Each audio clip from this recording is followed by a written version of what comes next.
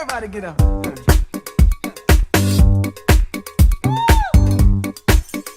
Hi everyone, Holly Signorelli here, your money therapist, and I'm really excited because my new free app is coming out this week. You can download it at the App Store, and it's going to help you with emotional and fear-based conflict when it comes to money. And I'll also be throwing in some things like IRS tips, money tips, all of that good kind of stuff.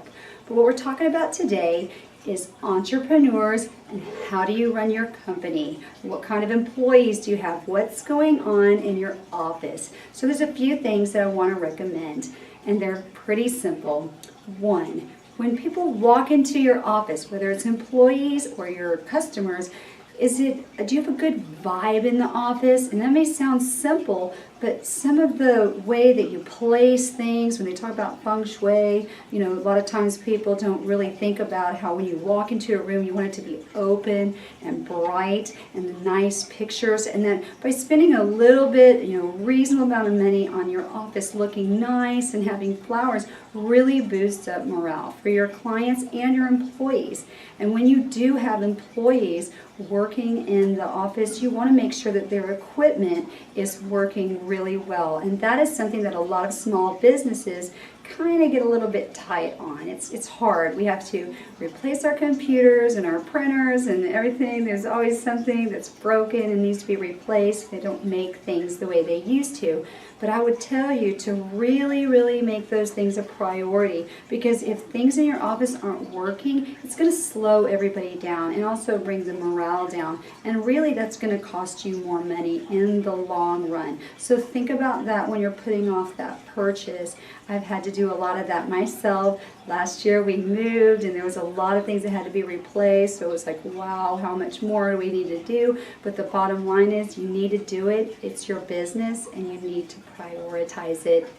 The other thing to think about, and I think about Starbucks when I think about this, is you want to give employees perks. And a lot of times small businesses don't have the same kind of money to give the bigger benefit plans, but there are smaller, easier benefit plans that you can do. And there's also other perks that you can have. Like a lot of small companies, they let people off early on Fridays, and those kind of things go a long way. Or doing a company happy hour, or maybe on Monday when it's the beginning of the week, order luncheon for everyone. There's just so many little things that you can do like that to bring up the vibe in the office and the morale.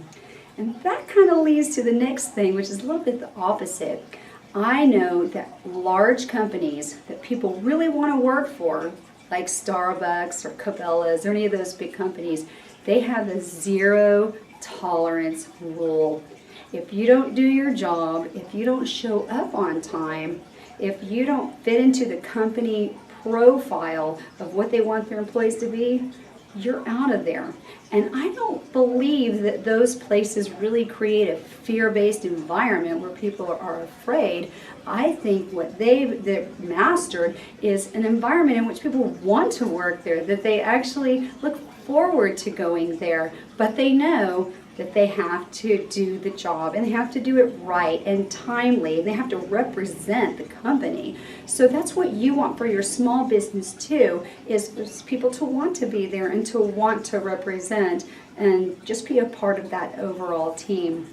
And the last thing is, to me, the most important thing is you need to make sure that your values and ethics and what your vision is, that everybody knows what that vision is and that they share in that vision. Nobody's really going to care about your vision at the end of the day like you, but you need people that carry that vibe. And the first job that I had right out of college, the person that I worked for, the CPA at the time, made it very clear about honesty and integrity, because there's so many people that will try to pay you to do something that you're not supposed to do. And he made sure that I understood that we would never do that under any circumstances, because that short-term financial gain wasn't worth the long-term terrible things that could happen. And that stuck with me at a young age, and I've carried that through my career, I'm happy to say. So I think that's very important, that they know where you're coming from and what you're wanting to accomplish and what your long-term and short-term vision is, so that they share in that as much as possible and want to be there. And then your business will be more productive, more efficient, smoother, clients will be happier, and that equates to more money. We'll talk to you next week. Bye.